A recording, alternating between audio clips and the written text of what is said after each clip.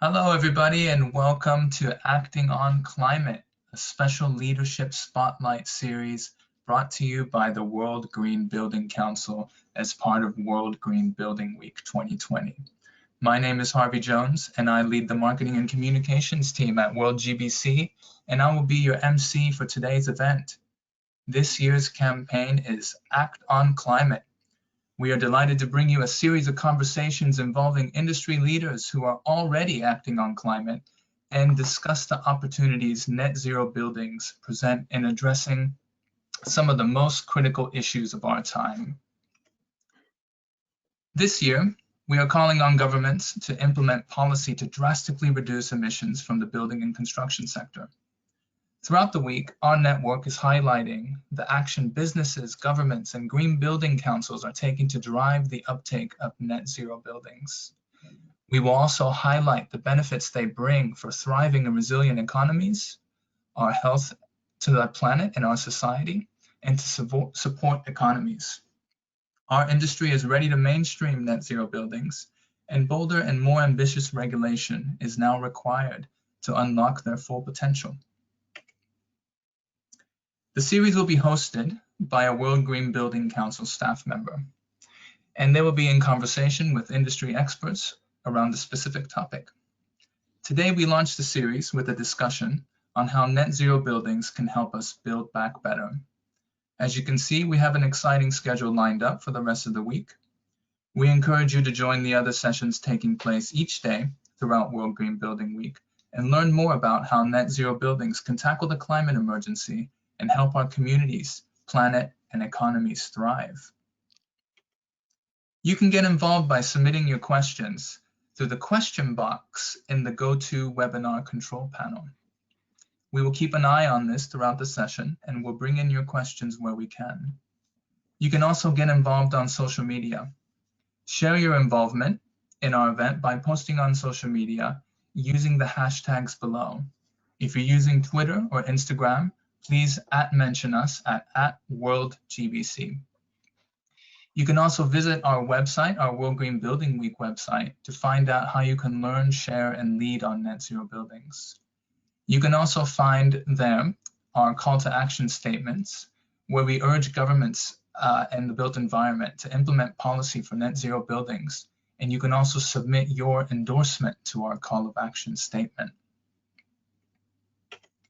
From here, I will introduce today's session moderator, Cristina Gamboa, CEO of the World Green Building Council. Off to you, Cristina. Thank you very much, Harvey, and welcome everybody to this important discussion with our expert panel. First, I would like to welcome Nigel Topping. He's the UK's high-level climate action champion for COP26, which will be held in November 2021. Nigel works alongside the Chilean high-level climate action champion Gonzalo Muñoz to strengthen collaboration and drive action from businesses, investors, organizations, cities, and regions on climate change, and coordinate this work with governments and parties to the United Nations Framework Convention on Climate Action. Welcome, Nigel. Hi, Cristina, great to join you. Next, we have Maria Mendiluce. She is the CEO of the Women Business Coalition. Maria has over 20 years of experience in sustainable development, energy, and climate action, and now works with the coalition members to catalyze business leadership to drive policy ambition and accelerate the transition to a zero carbon economy. Welcome, Maria. Thank you. Next, we have Roland Hunziker. He's also joining us today. He is the Director for Sustainable Buildings and Cities at the World Business Council for Sustainable Development. In this role, he is in charge of the coordination of the WBCSD platform for early strategic engagement between cities and companies representing different sectors and expertise. Current flagship projects are energy efficiency in buildings, zero emission cities, as well as sustainable mobility, amongst others. Welcome, Roland. Thank you, Cristina.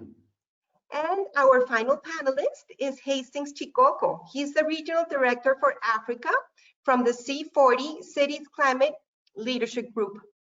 He serves on the advisory board of the African Center for Cities and the Global Supervisory Council. He is also a member of the Global Future Council on Clean Air at the World Economic Forum.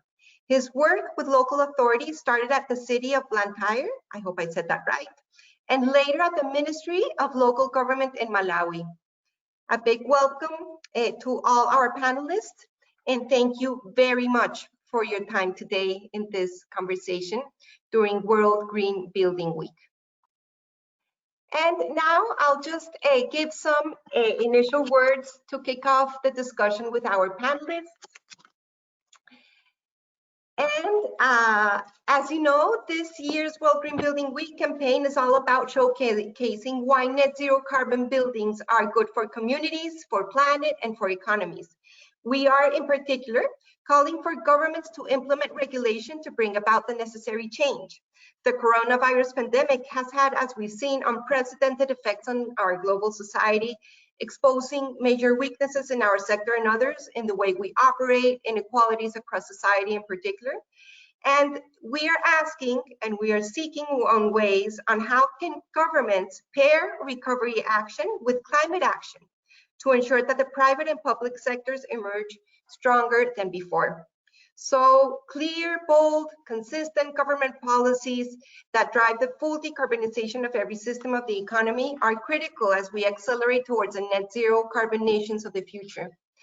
As we know, it is not an option to go back to the way we were. We do need to build back better as the campaigns show us, and take this opportunity to reset the parameters of responsibility for the buildings and construction industry. As we have been working from home, global emissions have only been reduced by 15% because buildings still generate and consume fossil fuel-based energy.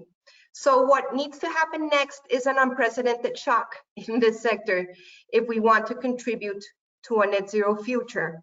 And we don't mean create a volume more faster or rushing to other practices that were unsustainable, but basically use all the tendencies and the support that the sustainability movement is gathering as we rethink the vision of the future. So we ensure that we improve existing buildings and reduce fuel poverty, poor internal air conditions, and maximize the reuse of existing structures. Sometimes the most sustainable building is the one that has been already built, and to ensure that we're not contributing to the environmental and social injustice through the spaces we create. And of course, to ensure we embed the very best ideas in terms of performance, procurement, energy efficiency, and future proofing, so we can deliver buildings and infrastructure projects that are fit for purpose in the years to come. So we're here today with this excellent panel of experts to ensure that net zero carbon buildings are strongly featured in economic stimulus packages, or at least collaborate amongst us to make sure that they do. And so to start the conversation, I would like to start maybe Nigel and ask you, talking about why this decarbonized built environment is so important for the climate decade, and from your respective work, how do you envision this opportunity of pushing it up in the agenda, both at COP26 and in the green recovery? Thanks, Cristina. I mean, I think there's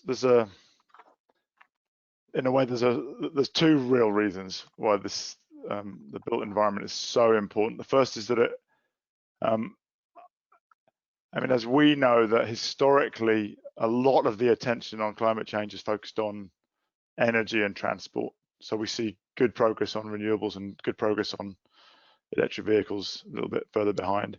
But the built environment is a huge source of emissions. I think it's 39% of global CO2 emissions when you add up operational and construction, and very complex. It's not one technology, which I think is one of the reasons why people may be focused on the relatively easier energy and transport sector. So I think the first reason it's important is it's just a big source of emissions, and it's complex, and we have to accelerate momentum now, because of course a lot of those emissions then get locked in every time a new building is built. I think the second reason is particularly in the light of the COVID pandemic, is that we know that investing particularly in retrofits, and I think of retrofits both not just in the sort of sense of retrofitting an office building in London, but I also think of retrofitting informal settlements, so it's turning them from informal settlements into formal ones, so it's not just a global north thing. Then there's a huge job creation opportunity at a time when governments around the world have this huge challenge of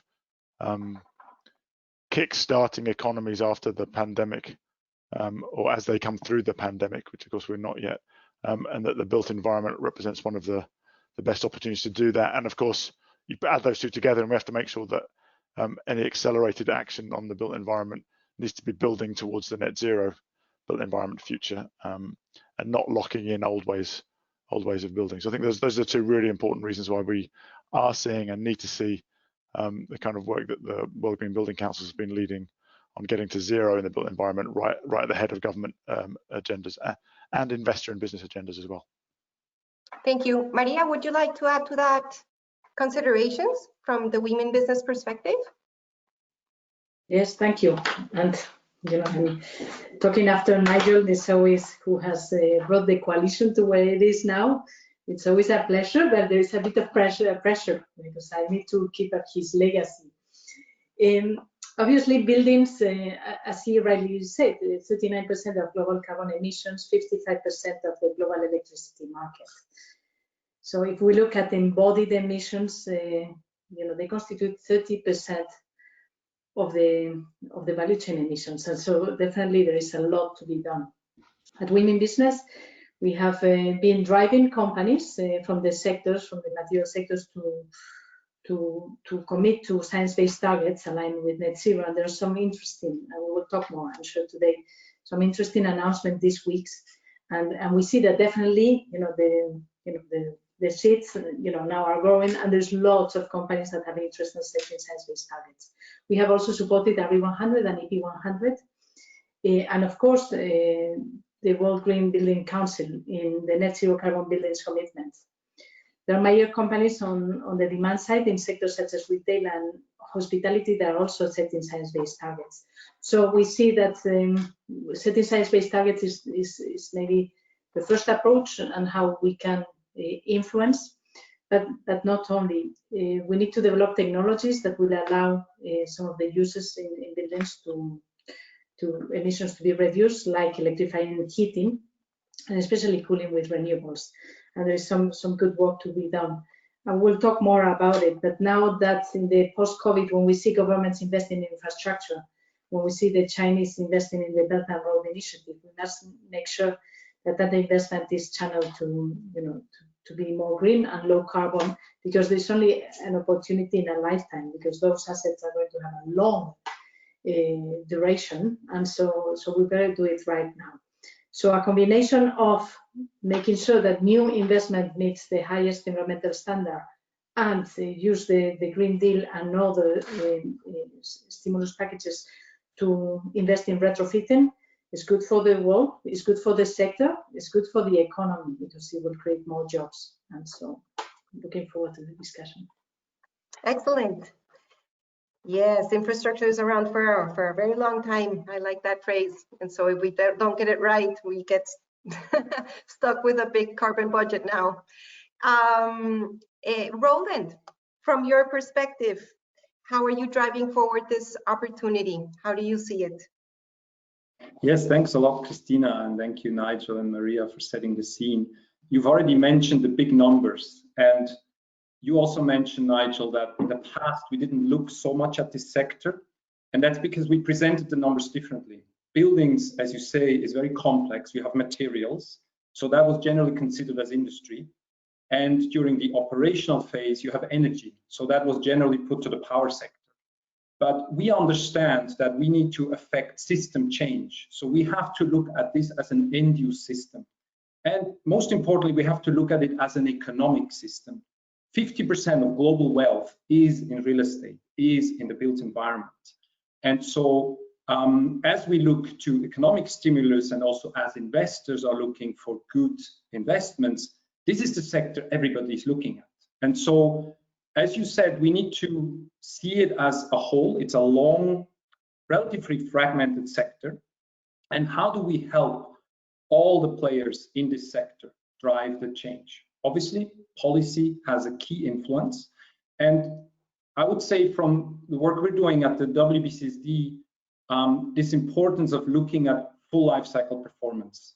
So how do we manage the transition of this sector to net zero by looking at full life cycle? I think it is right to focus now on investments around renovation and to drive energy consumption down, because this is what can stimulate jobs most fast. A study by Peter Graham, that some of you may know from the Global Buildings Performance Network, has shown that investments, $1 million investment into energy efficiency in buildings can create between 10 and 19 jobs. This is Canada, it's North America, it's Europe, so it's global north. It didn't have a lot of studies from the south, but it shows the direction. But as we move forward, we should not neglect also, as we say, the emissions that come from the construction itself. And so we need to start looking at full life cycle performance. And that will again favor renovation. Instead of maybe rebuilding or building new, how can we make use of the existing stock? I think that is also something very important for us to look forward as we look at the green stimulus. Thank you, Roland. And Hastings, from your perspective, of course, buildings are in cities, and the C40 network works closely with leaders and government leaders. How do you see this decarbonization challenge from the building perspective? Thank you, Cristina, and also thanks to the previous speakers for really setting the scene very well. My apologies, struggling with my webcam, but maybe the IT will resolve that. Okay, so from this C40's perspective, of course, as has been said, the built environment does offer incredible emission reduction potential. And the built environment is integral to any city, and it is essential for cities to basically ensure that this carbon-intensive environment moves to a zero carbon to deliver the emissions reductions that the cities need in order to be sustainable. So what we are doing as C40, first of all, is to improve planning in the cities to ensure that the net zero carbon buildings commitment is integrated in the city's agenda. So C40 cities are developing climate action plans now that are consistent with the objectives of the Paris Agreement and aligned with the nationally determined contributions. And these plans are including actions in key sectors, of course, including transport, building, energy, and waste. They are basically setting out ambitious actions for these sectors by 2050. And building efficiency and clean energy, whether it's on-site or off-site renewable energy, are critical to delivering these action plans that cities are developing. Within the building sector, 28 C40 cities have already taken a bold commitment to net zero carbon buildings. We do this, our starting point for us is to secure a mayoral commitment. And we do this through what we call declarations. And we have a specific declaration that actually focuses on net zero carbon buildings. 28 mayors and governors have committed to this to achieve new net zero carbon buildings for new buildings by 2030 and all buildings by 2050.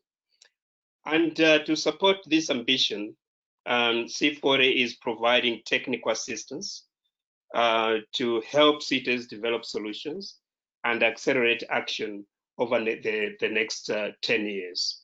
But to me, what is important is really to ensure that in these cities we have adequate policy instruments that can actually guide the implementation of the required ambitious actions in these cities. I'll stop here for now and looking forward to the conversation further. Thank you. No, that's wonderful, Hastings, because you're putting all the dots in the I's in terms of what do we need to see from government, and those 28 cities and their high level of ambition. Of course, it's up to follow up implementation, and getting those policies right is a start.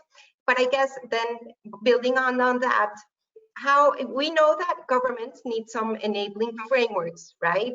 For cities also, in particular in the building industry. National governments set out some high-level codes, and then cities also do other regulations. What else could we do to accelerate this transition and that leadership from government, from our perspective? Is there something there? Maybe, hey, let's start with Hastings again. Is there something there with that experience with cities to better, let's say, have an ambition loop, as we've learned to say from Nigel, with governments to unlock the potential of this decarbonization through this sector? Thanks. Can I just pass for now, because IT are sorting out my camera problem? Can someone come back, and then I'll join later? Sorry about this. We'll let you go then, Nigel. This one is for you.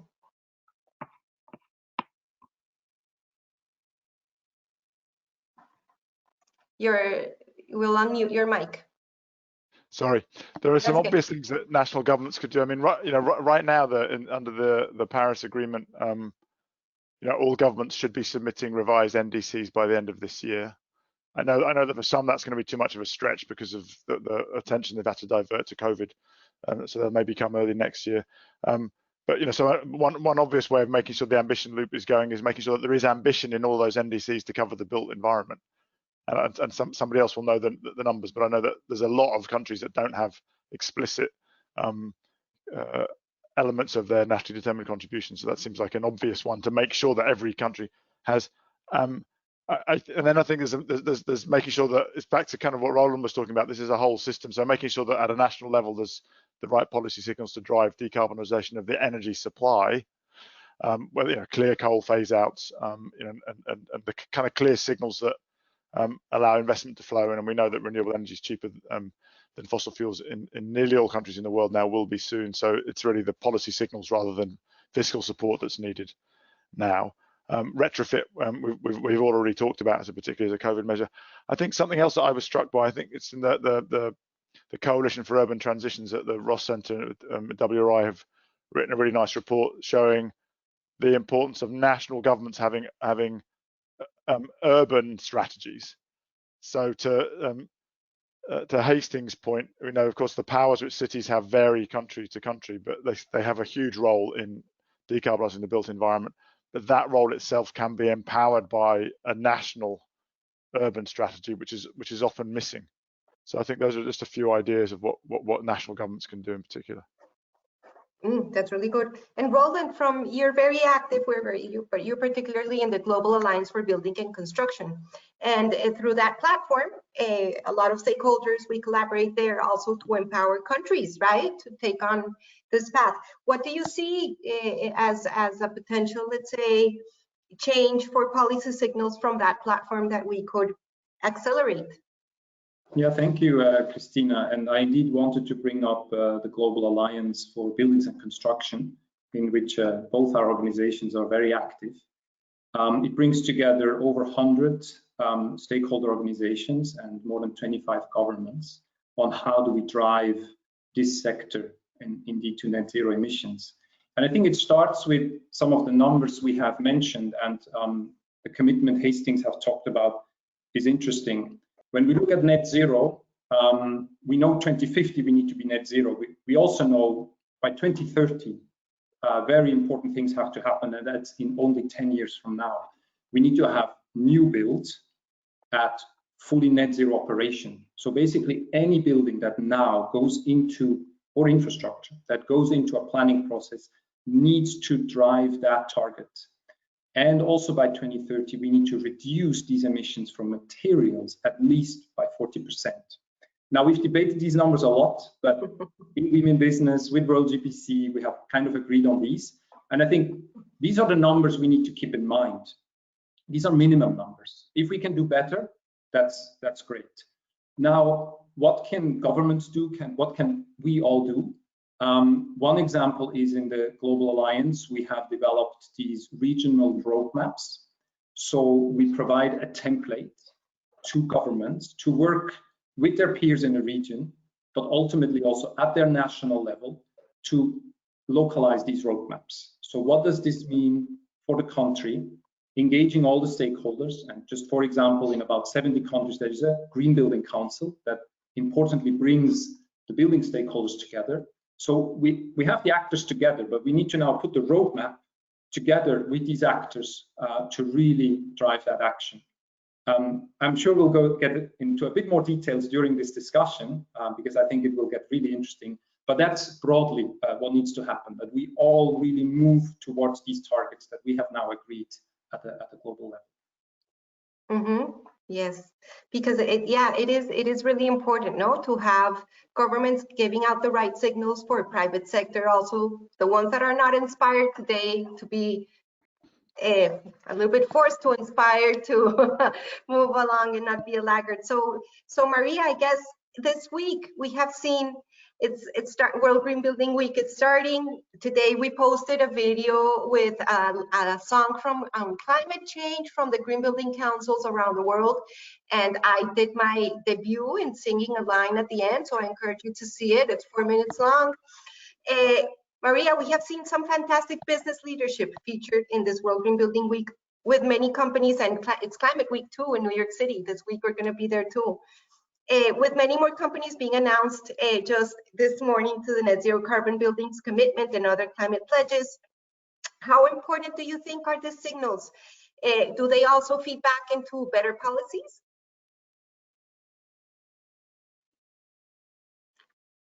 So yes, of course.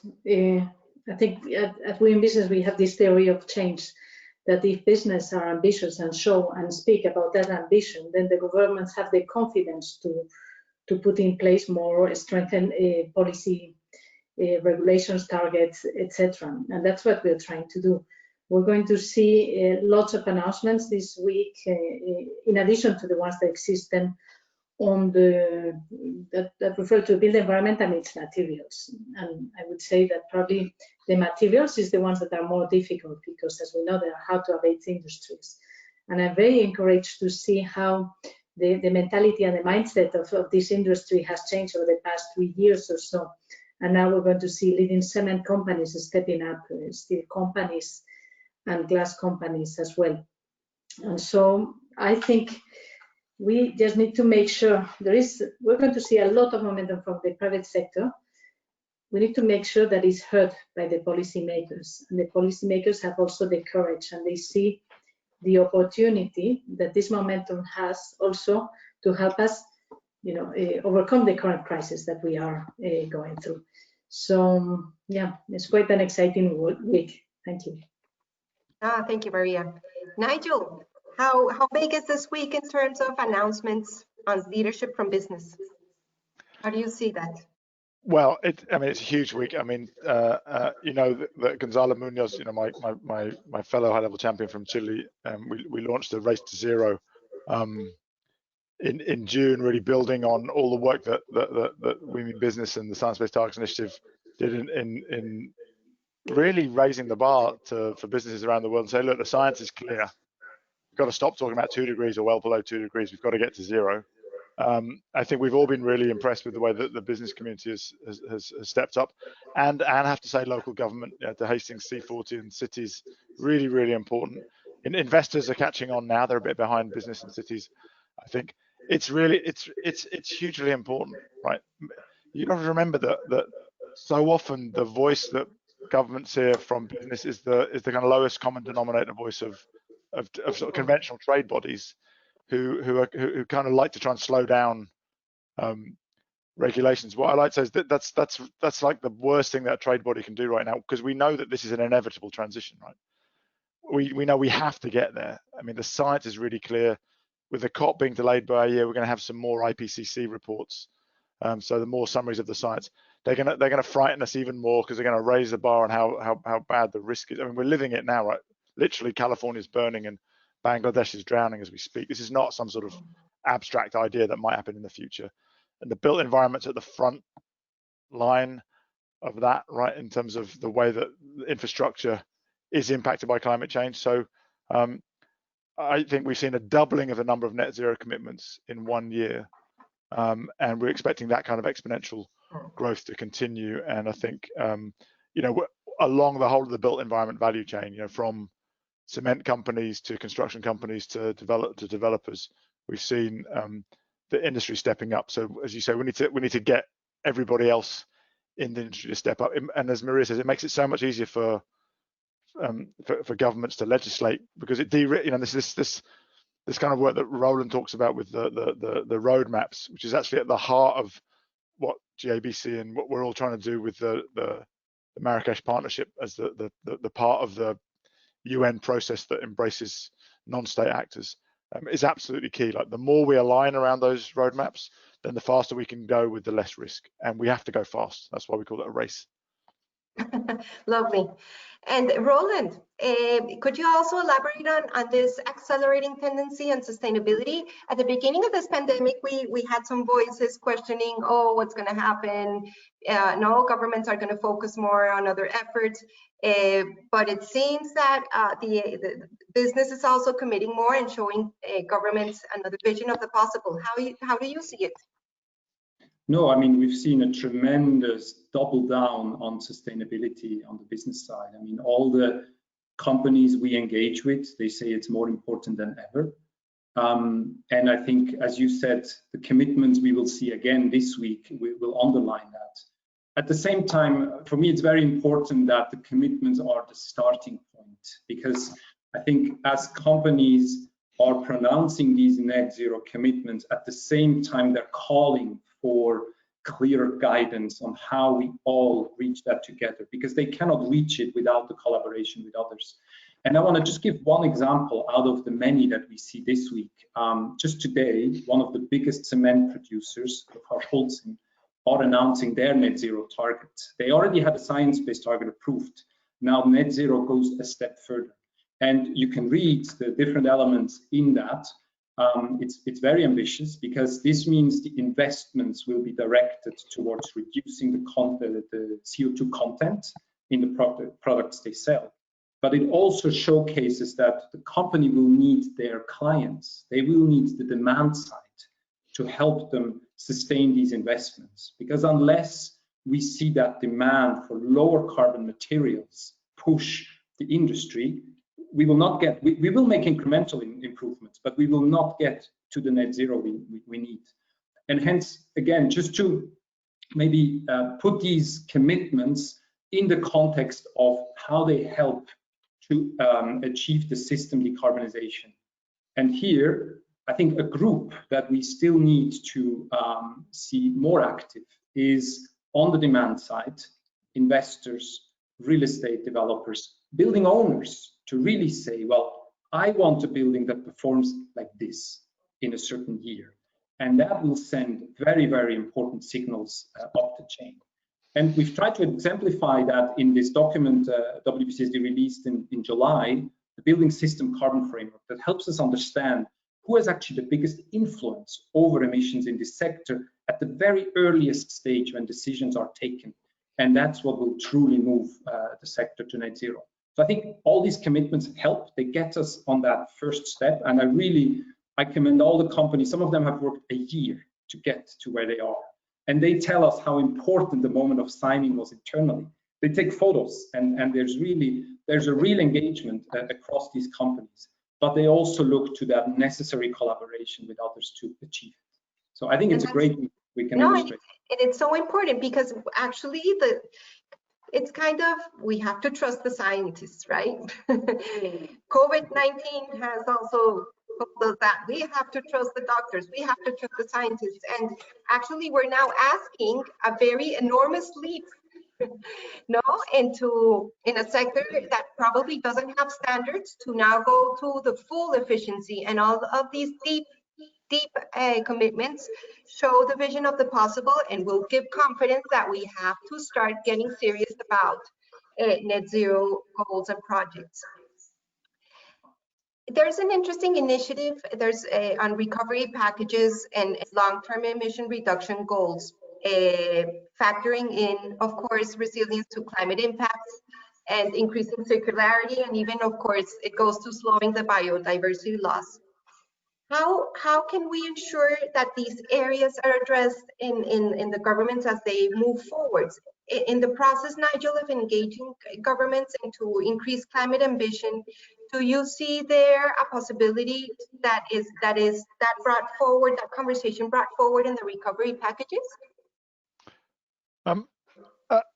There's a possibility, but also a risk, right? And I think the risk is that there's a bifurcation. Now we've seen some good between the sort of developed and developing worlds. You know, I think we need to make sure that we don't just have green, resilient recovery packages in the developed world. We also need to look at the you know, how the global economy is rebooted. We know there's a risk of you know, hundreds of millions of people in developing markets falling back into extreme poverty.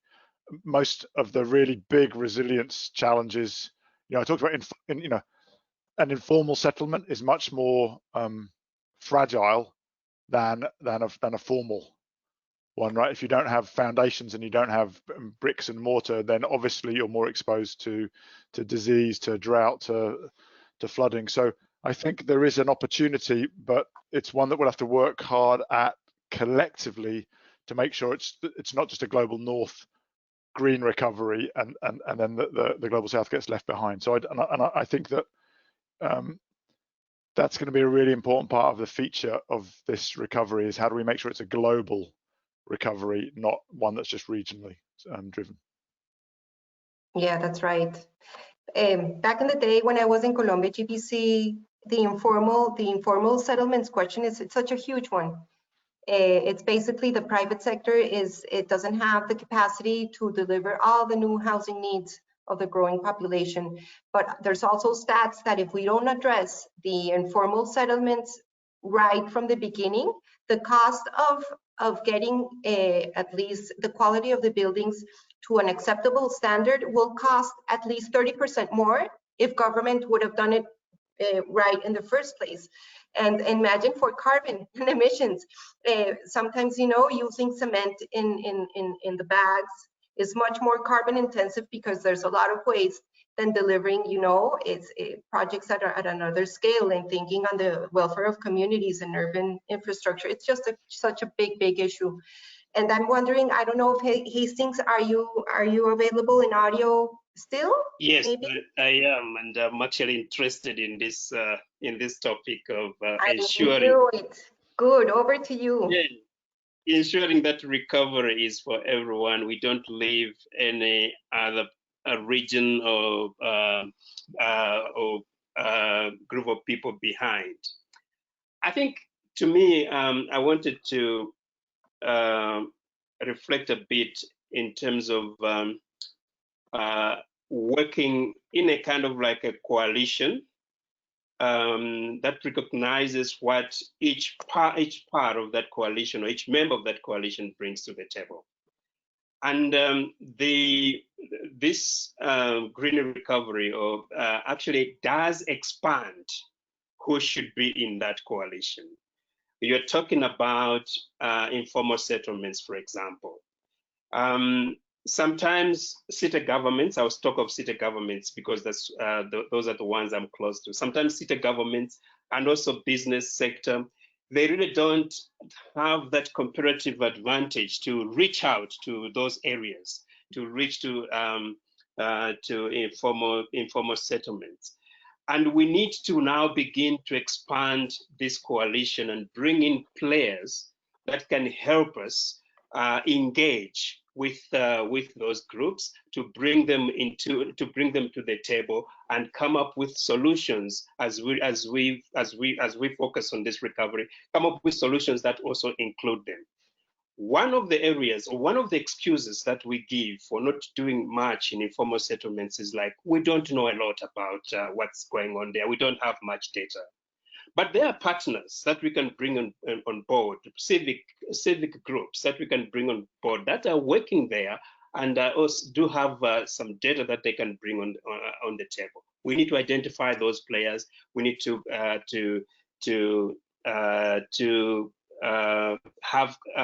collaborative arrangements with them for us to come up with solutions that are inclusive. So there is really an urgent need at the moment to increase the bracket of partnerships, to go beyond city, government, and business, to bring also civic groups to reach those vulnerable groups. Last point I wanted to make is we've been talking about targets. Yes, that's great. But we also need to ensure that there is a bit of harmonized thinking in terms of what those targets look like, to ensure that what the cities set as targets, what the business sector set as targets, and what the national government set as targets do align. And there is a lot of data sharing, ensuring that we are all informed by the same insights we are talking about now, relying on science, making sure that we are guided by credible science, credible data, credible evidence, and not just political egos and ambitions. So those are some of the pieces I wanted to throw in the conversation. Wonderful. Any reactions? Roland? Yes, I mean, I couldn't agree more, and it is difficult to come after Hastings, who has put the issue so clearly and that need for more inclusivity and bring in the key players in. So it's an area where I struggle because I don't have, we all love to have the solutions, here's what we need to do. But maybe just to add, also the construction sector in many of these countries is very informal. So we have a kind of a double challenge that we need to bring the whole sector economically into the formality, while we also address the way people are housed, the way people live, and improve those living standards. And I think the key there is that there is these co-benefits we can create, and multiple studies have shown that there is policies that address health issues, that address energy efficiency, that address different pieces, that they can really show a better way. But I fully agree with Hastings. It needs those stakeholders to come together and want to work together, and not one group ignoring or not wanting to engage the other group. And I think that's the hardest barrier to overcome. And yeah, I think cities there have a key role to bring these different groups together and really help us address that. And it's all about the just transition, if you like. The just transition is going to happen in every geography of the world. And for one, and a just recovery is kind of the same. It's a parallel thing. It's a big transformational shift. And yes, but in the midst of the pandemic, local governments were in many geographies of the world so inspiring to see how they brought down barriers of working with national governments and figuring out how to get basic food and aid to informal workers that couldn't go out and sell their goods in the streets. There was so much innovation in terms of the practicality of frameworks brought along, just because the human aspect was so vulnerable, right? So I think that may give us a lot of hope of, hopefully we won't get into that situation where the climate change issue is so pressing, but that there is more urgency in how to pursue that social justice, that social equity part of it, and make it people-centric. Buildings are just the places where that we need and that give us shelter, and they have to be climate-proof for us to go forward as a society, and that's what we're pushing for. And I guess the innovation is for us to get out of our comfort zones, as Hastings says, speak people beyond our own coalitions. Thank you very much for that. Maria, I wanted to ask, there's a lot of innovation in this space on the net zero, on the race to zero, and also on the commitments of governments. What recent innovations or examples do you see from your network that could inspire our sector to respond appropriately to the challenge we face?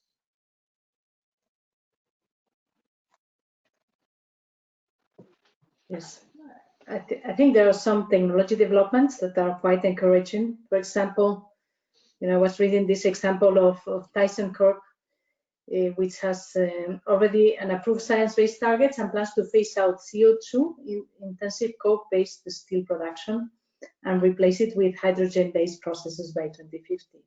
I'm quite encouraged to hear a lot of conversation on how hydrogen, now it's a la mode, but it's talking about it. It's a lot of high hopes that are driven by the progress that we have seen on renewable energy, the cost going down, and how that trajectory could be translated into bringing down the cost of electrolysis, etc. One of the things that I don't hear much, but I'm really convinced, and this is something that I think we're all working together, is the role that circular economy can have in reducing emissions of this sector. Because, and not circular economy seen as oneself in one country, but actually seen as the full value chain, and how the combination of different materials can lead to a more optimal use of those materials during their life, and then the afterlife of those materials, on how can we reuse it. We have had a very linear thinking regarding circular economy, but I do think, and I urge all of us to think much more thoughtfully about how do we deliver building processes, goods that are included in those buildings, so that they can fulfill the circular economy.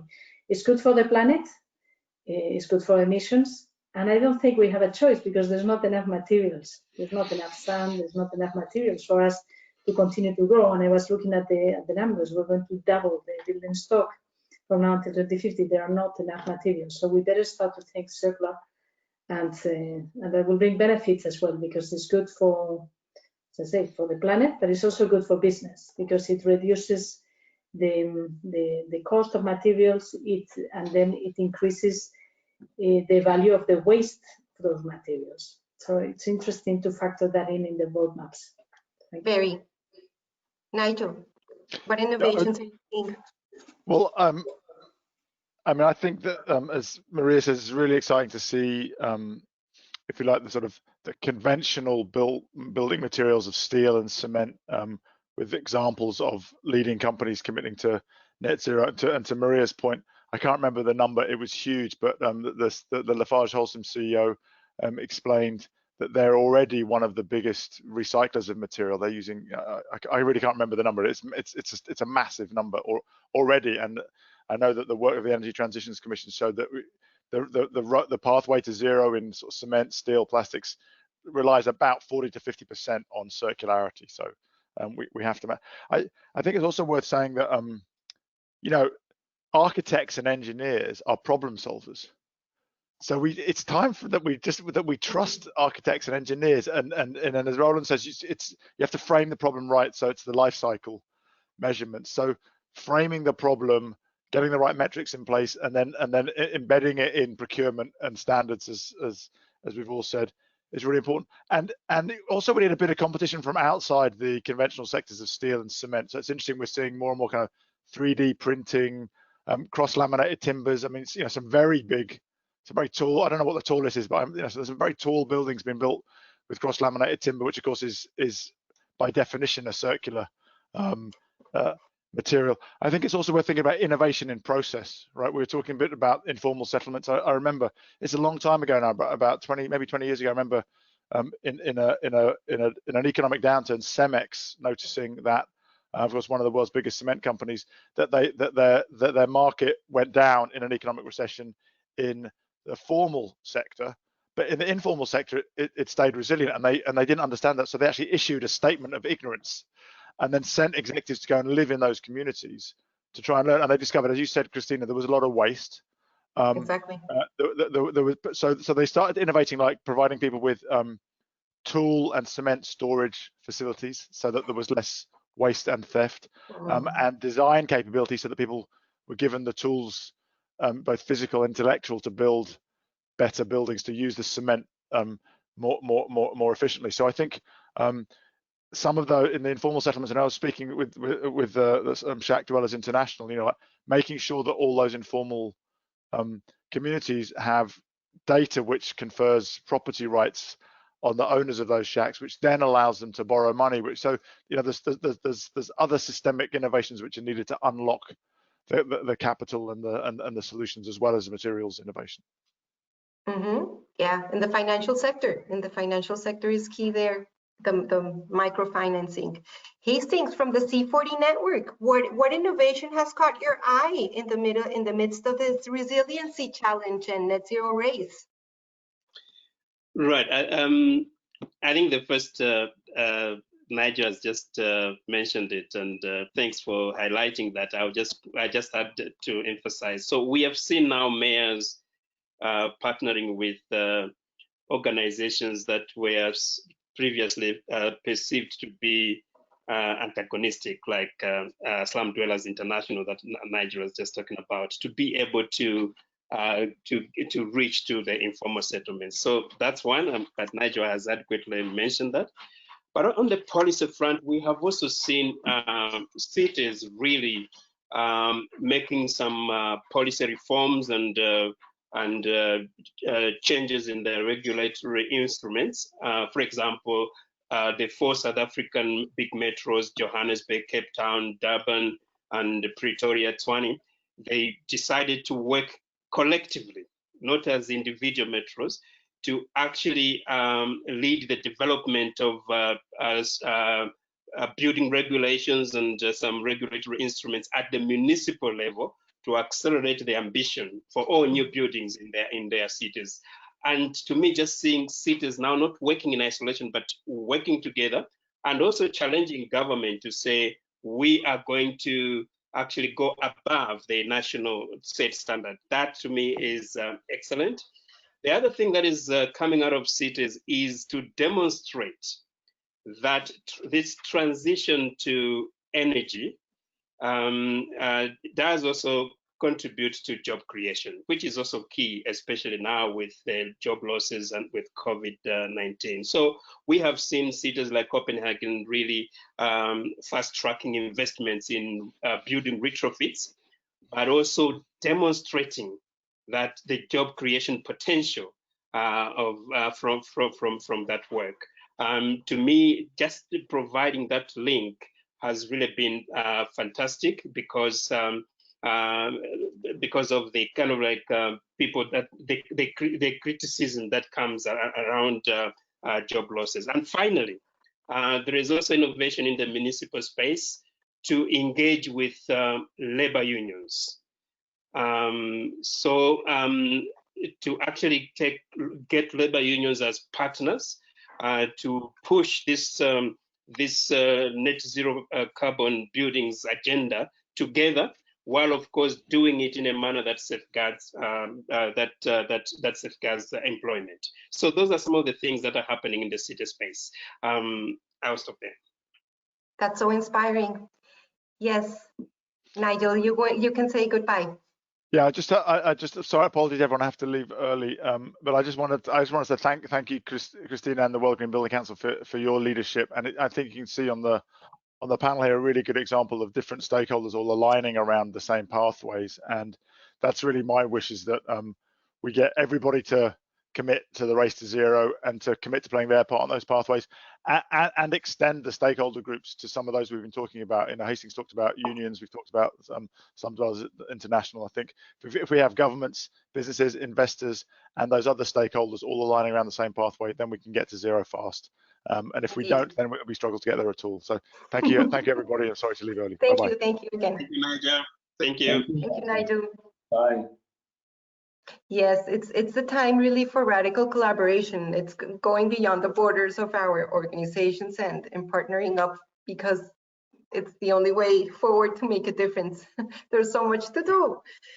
Okay, excellent. So we have a few more minutes, and I guess going into the investor space that I think is interesting, because there's all this movement of responsible investment that is also supporting this transition to a clean energy. cities and economies. And investors are increasingly asking companies about their mitigation strategies, their climate risk, let's say, strategies again. And this is extending slowly but surely into buildings portfolios. And there's also some policy developments in the EU going in this way, the taxonomy, we have ESG reporting, and of course the disclosures under the science-based targets and the reporting that is going to happen around the net zero carbon buildings commitment are good signals. How can we better leverage all of this movement to accelerate the race to zero? How do you see these developments in the financial world, Maria? Yes, so I think the build and construction sector, I mean, they are seeing different pressures, no, that are pushing them to be net zero. One is on the demand side, as buildings are part of the scope 3 emissions, or even scope 1 emissions of many of the companies that have set science-based targets. They need to reduce emissions, and they are asking the sector, to reduce the carbon footprint of emissions. From the policy front, not as much as we would like, but we see, more strengthened building codes and more regulations that are obliging to go in that direction. Procurement policies both from the industry and governments are also pushing that direction. And now the finance sector is also pushing there, because no one wants to have stranded assets. And the financial sector has started, and thanks a lot to the TCFD recommendations, to understand the risks that companies face regarding climate change, both the physical risk and also the transition risks. And this is pushing the financial sector also to take a different look at companies' valuation and to integrate those new risks that have not been included in the valuation. And that in the future will lead to lower cost of capital for those companies that are more resilient and to climate change. And that all points to the same direction. Let's reduce our emissions, let's be aligned with net zero as soon as possible. So definitely is very promising. This is not an easy sector to decarbonize, but definitely all the levers of change and system transformation are there. And we're seeing the results because we're seeing all these announcements this week. Thank you. Roland, what would you say about all these signals from the financial sector? And yeah, I mean, ESG reporting has had the best year ever. Green bonds has been the most issuance this year. How do you see we could better leverage this to continue moving forwards faster? Yeah, again, and I'm the first one to admit that I'm not a specialist on finance, and I'm currently in the process of learning better how we bring this more technical work around performance and targets into the way you take decisions as a financier, as an investor. And I think, again, we're somehow at the beginning of seeing the change. ESG, green bonds, I think that has put us on the track of investors putting pressure on business. Companies have to report, they look at their risks and strategies. But I don't think, especially in the real estate sector, we don't yet look at performance, and there is not yet a link with risk. There is when it comes to energy performance. So investors start to have tools that help them look at the risk of a badly performing building stock over time. And the most recent development we've seen is in Europe, the CREM tool. I struggle with the whole acronym. It's CRREM. It's a risk management tool for investors that helps you map your building stock against the Paris Agreement targets. And it helps you understand at what point you are at risk of stranded assets. We don't have that yet, for example, for embodied carbon. So there is, at the moment, there is no risk-related language that you say, well, because you have a high carbon lock-in, you need to change the way you're investing. So I think again, we have come quite some way, but we still need better tools. We need a better translation of that performance we need to reach into how you take the decisions at the earliest stage of projects and how investors look at it. I'll give you just one quick anecdote. Recently, I visited a building site, beautiful and very high energy performance. But then when it comes to materials, it's like very traditional, no lightweighting, very heavy structures, etc. And so I just asked, what is the conversation between investors and the real estate companies? And people say, well, they ask the question, but then you reassure them that you address the problem, and then you tick the box. So we're still a little bit at this point. We start addressing it, but we don't have quite the tools yet to help us say, well, this is good and this is less good. Yeah, you're right. And I think we're at the beginning of the conversation to have engineers and architects understand the investors and the investors understanding the language, and of buildings and how to explain what's performance and how do you set up tracking and goals. But I guess the digital trends we're seeing will probably accelerate that, because we're there's this information now, no barriers to information, and that will probably accelerate those trends. Hastings, from first, are you still there? Yes, I am. It's so wonderful. Well, next time we will get to see you in the next webinar. We'll figure out the camera. But Hastings, from C40, I know you have the initiatives. Of course, cities are big attractors to investment, to finance, and you have many initiatives also. The cities, profile themselves also to attract companies settling in their geographies, and of course improving infrastructure for those cities to continue to grow and be the best they can be. From this perspective and the climate risk, how do you see the conversation between the cities and the potential of getting disclosure for the private sector to invest more in them? Right. So I think, of course, every mayor wants to attract investment to his or her city. And mayors are now increasingly appreciating the fact that there is increased appetite and demand for high performance, energy efficient buildings. There are actually some multinationals that actually look for that in the city before they can move and invest. So the signals that are coming from investors to us, we are leveraging on them to actually motivate and get buy-in from the political leadership on why this transition is of value to them. But also, it is also used by mayors that have really bought into this to influence others in the sector in terms of building the case for net zero carbon development or net zero carbon investments. So to me, it's actually it's advantageous when you look at the influencing and building the case for the transition. Again, I'm not also a financing expert, but I can only speak in terms of really influencing political leadership, influencing investments in a particular city, and using these signals from the investors as one way of reaching out, one way of building the case. Yes, perfect. No, that's excellent.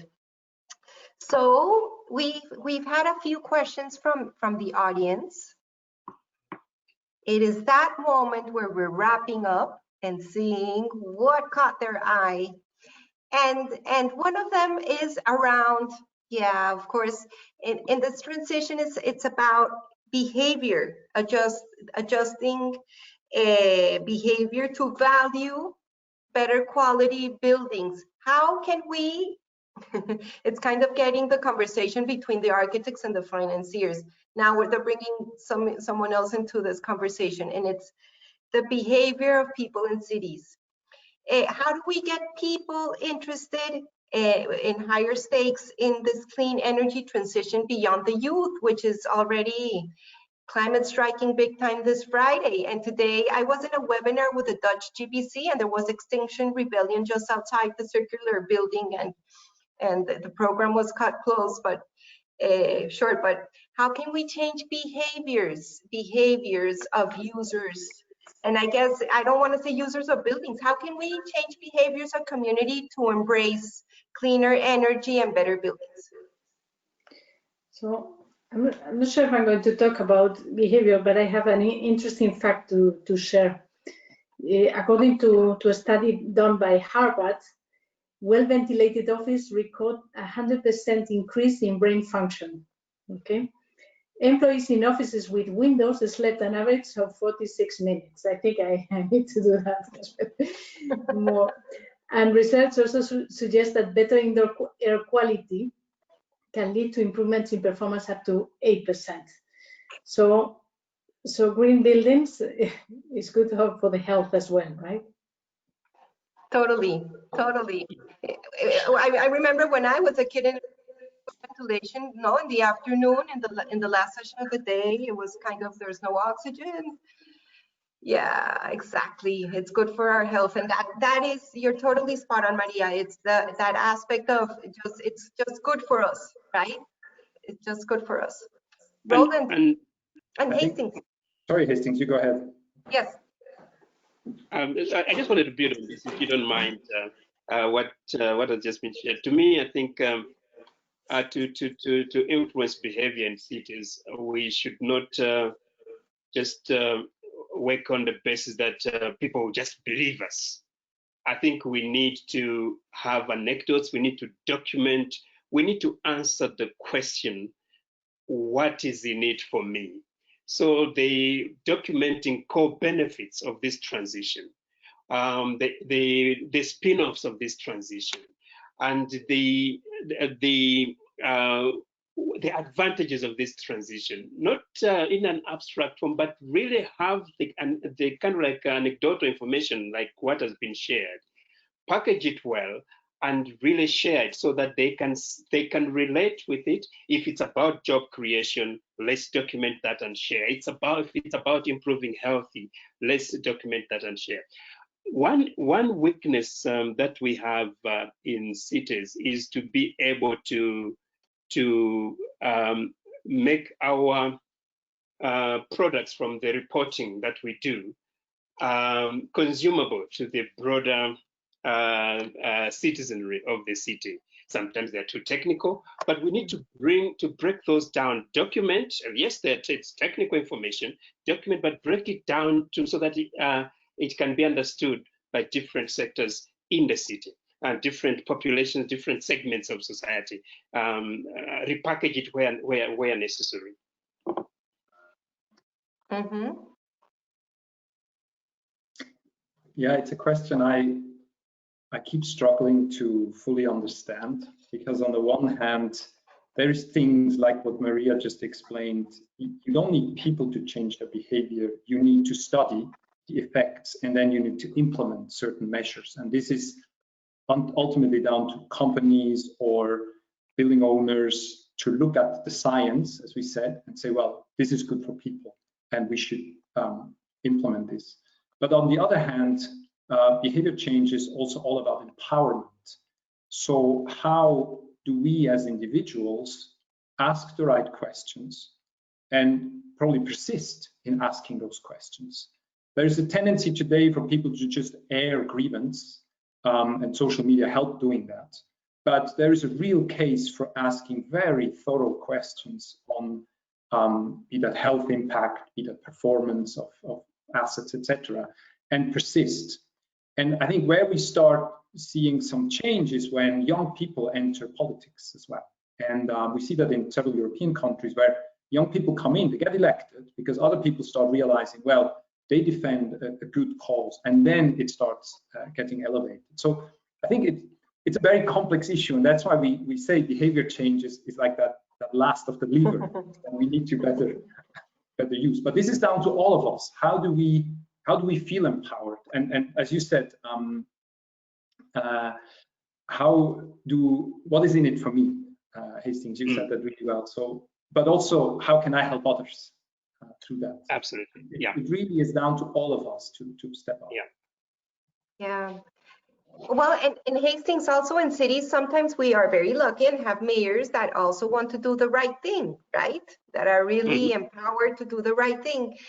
It would be interesting if you could share a little bit of insight on how do you initiate that kind of reform or uptake of better policies when you do have political will and you have those good leaders. How do you support those sorts of processes, and how do you envision maybe better outcomes now that we're asking for even better infrastructure going forward?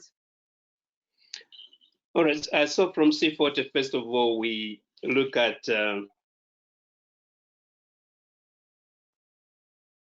you have a good mayor who is heading in the right direction, who would actually push. Can you hear me? Yes, we lost you a second, but you're back.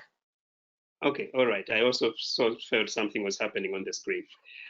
But identify the areas where there will be pushback, and usually it will be one, the political leadership, the council within the city, and of course the officials and the citizens. So what C40 does when we have a good mayor is to support the mayor by unlocking, by engaging with areas where so we engage with the political leadership, the councillors. They are from different political parties, and really demonstrate why this is important. And this is not just the mayor. This is not just podium speak, but this is what the benefits it brings to the city. You get buy-in there, then you also need to get to the officials. The officials sometimes, of course, they do understand, but it's just a question of having the right tools, having the right capacity in terms of skills, and having, of course, resources. So we support there by unlocking those barriers. Is it skills? Let them learn from other cities that have done this. So really peer-to-peer learning with other cities that have, is it to do with financing? Yes, support them to really unlock financing from other funders. Is it maybe engagement with the business sector? We do have a Cities Business Alliance where we work with our partners like World Business Council of Sustainable Development to actually bring that. So for officials is to really basically just to enable them deal with the barriers that they have. Then for the city residents, it's a robust awareness campaign to basically translate the message that is coming from the mayor and from the officials break it down in a manner that is understood. And here, this is where we work in partnerships with different civil society groups, that including also the media, that can actually get the message out. So those are some of the tools that we use to support a good mayor. Excellent. Excellent work. Yeah, so that gives us ideas to continue on collaborating and pushing those awareness campaigns forward to bring on changes. So I guess to start up the wrap up of the session, the question would be, what would be your one key takeaway, and what would you like to leave our audience with?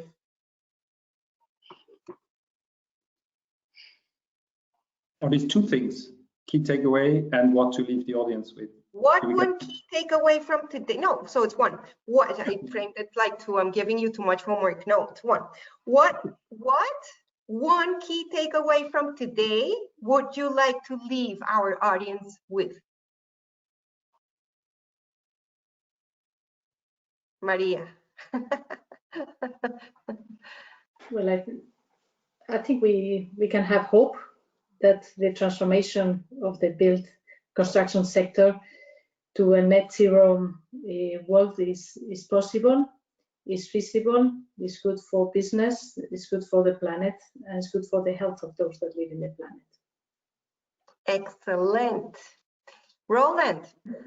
Well, I'll cheat a bit because my main takeaway is that the built environment is ready for the race to zero.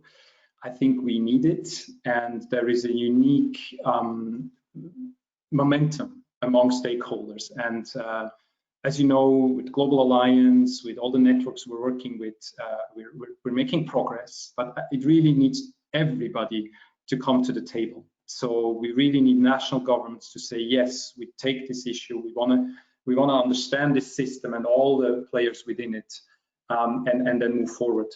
But I do have to add one, and that's inspired by what Hastings said at the end. I think change comes bottom up. It is so important that we are working on these global goals and we have some understanding where we need to reach. But the most important is that we can localize that so that people everywhere understand how they can be part of that transition, that they agree and also can really help. And I think you gave an example, Hastings, that really speaks to the work we're doing together, that mayors, cities really bring together businesses, but also the citizens to drive some of this change together. And the building sector is just one example. There's other sectors where this change can happen just as readily through that collaboration, but especially in this sector, will go a long way. So those were 2 points. I'm sorry. No, it's okay. I was confused when I formulated. It could be 2. Hastings. Right.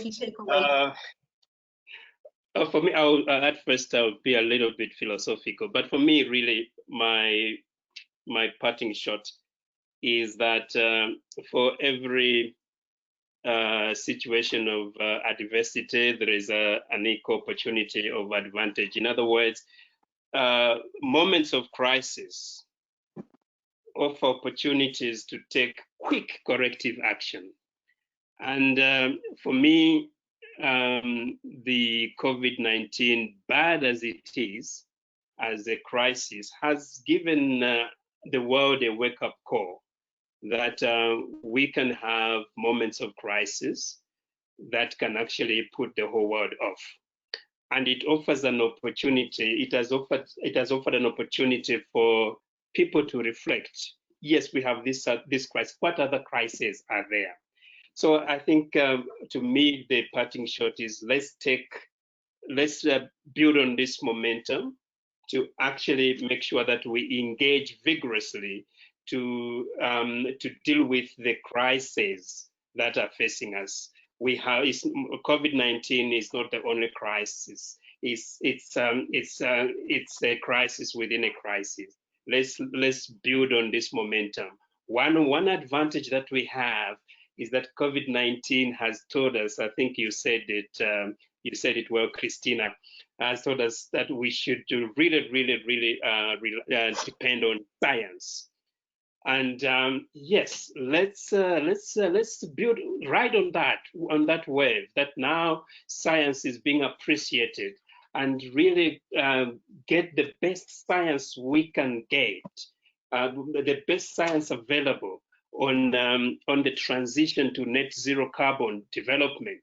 Let's get that science and share it out there to influence behavior, to influence decision making, and to influence action. Excellent, thank you. And so it's now my parting shot. I love that, Hastings. So my parting shot is I'm very honored to be in this role at WorldGBC. I stand on the shoulders of many leaders in the movement. There's around 70 GBCs around the world driving the market through their programs on net zero. What you were saying, building capacity, getting people in the room, training and preparing them for also to reach out for bolder regulation to address the issues we have been discussing today. Hopefully, as you were all saying in Hastings in particular, thank you for those words, net zero will be the new normal, and we no longer will be doing a bit less harm and to start repaying our carbon debt and not exceed the carbon budgets we have left so far. So we have a call to action statement, and of course this it's just the beginning of where we want. So we're doing a little campaign here, awareness campaign on asking policymakers at all levels of governments to bring bolder regulation, more ambitious regulation in relation to buildings in particular, for them to be net zero operational by 2030 and 40% less embodied carbon, and for all buildings all to be net zero after that. So the statement is open for endorsements, and it's our call in the lead up for COP26. So please pledge if you want. Please pledge for this important movement to accelerate net zero buildings. And it's available in our website. And so thank you so much. This World Rebuilding Week, we are calling on businesses and governments to prioritize net zero carbon buildings as a way to combat climate change. Thank you so much, everyone, for joining us today in this important discussion. Thank you to our panelists for your insights, your generosity, your partnerships, for the audience for your participation. As we said in the introduction, we have other sessions this week, and so to find out more and to get involved, visit our website. We must act on climate for our sector, for net zero carbon buildings are the answer. Thank you so much and have a lovely afternoon. Happy World Green Building Week, happy Climate Week, and take care and be safe wherever you are. Very grateful. Thank you. Thank you so much. Thank you. Bye. Bye. Bye-bye.